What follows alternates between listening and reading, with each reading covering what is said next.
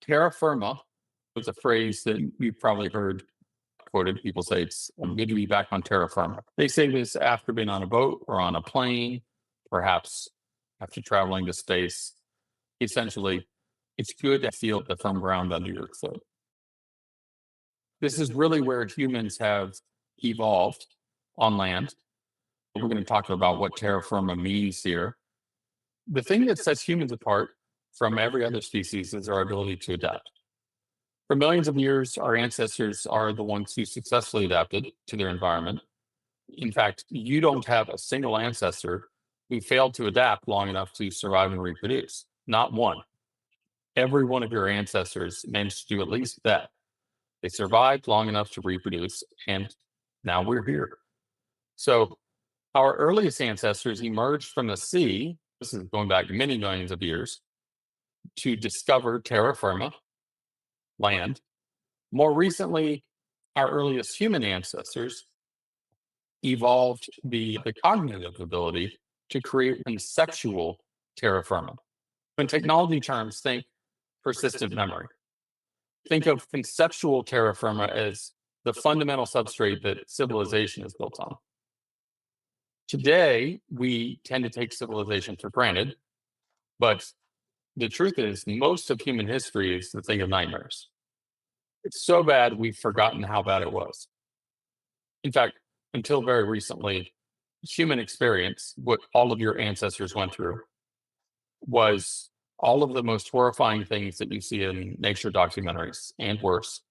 Things like predation, starvation, violence, disease, slavery, you name it. And our ability to just begin overcoming that nightmare really arrived with civilization. That's where it really starts to get interesting. Something novel, something never seen in the history of evolution is now happening, where instead of adapting to our environment, we have begun to adapt the environment itself. Everything we've built is now beginning to be our environment, more so than the land and the trees and the water, the prey that we eat, or even our predators. And terra firma is what made all of that possible. But there is always a catch. With all these adaptations, we have now accelerated the rate that our environment is changing. So much so that the current rate of environmental change far outpaces our ability to adapt in the purely biological sense. Evolution, as we think of it as a biological phenomenon, is no longer keeping up. So, what does that mean for us? It means no more terra firma. Terra firma is giving way to terra fluxa. Fluxa means flux, change, the ground shifting under your feet, frustration with the institutions that gave us terra firma. All you got to do is look on X or watch TV, watch the news, and you get to see that frustration. Civilization itself feels a little shaky sometimes. A lot of people are questioning what can they believe in. The younger generation in particular is asking questions. Questions like, what should I major in? Will any of these degrees actually be relevant in 10 years? Will all the jobs just be taken by AI and robots? Will I ever be able to buy a house and have a family, not be broke? Will I be able to enjoy the same level of success that my parents did? And whose advice can I trust anymore? It's fair to say these are reasonable questions, but there's never been a better time to be alive. And these are great problems to have. Remember the shit show of human history. Everything your ancestors went through to create the things that we now take for granted. Just know that we were built for this. Every one of your ancestors made the sacrifices necessary for you to be here now and know how to adapt.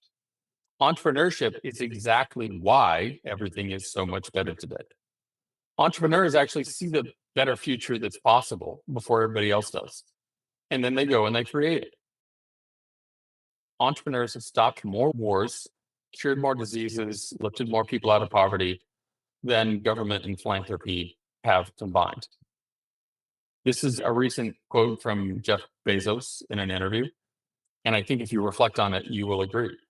He says, if I do my job right, the value to society and civilization from my for profit companies will be much larger than the good that I do with my charitable giving. This is the guy that does an awful lot of charitable giving.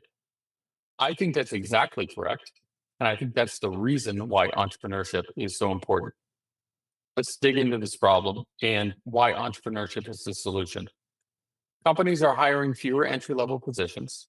AI does a lot of what interns and new grads used to do. And AI really still requires experienced humans in the loop. Most young people don't yet know how to spot the AI going off the rails. This creates a problem for young people, and entrepreneurship solves this. To young people, to new grads, early career people, go talk to people. Think about your own life. Find a problem worth solving, and then do everything you can to solve it. Fail a time or two if you have to. Your worst case scenario is that you become an experienced human, the kind that can actually supervise AI, and you're not entry level anymore after that. What happens when companies don't employ entry level workers? Those new grads, you don't get the mentorship and the experience that turns them into experienced workers. The entire workforce development pipeline breaks down. Now there's no mid career talent to hire. And once again, entrepreneurship solves this. Go solve real problems. You become an experienced human, the kind that companies do, in fact, want to hire every day. In fact, companies, they already want to hire employees who think like entrepreneurs. They need people who can build critical new initiatives internally.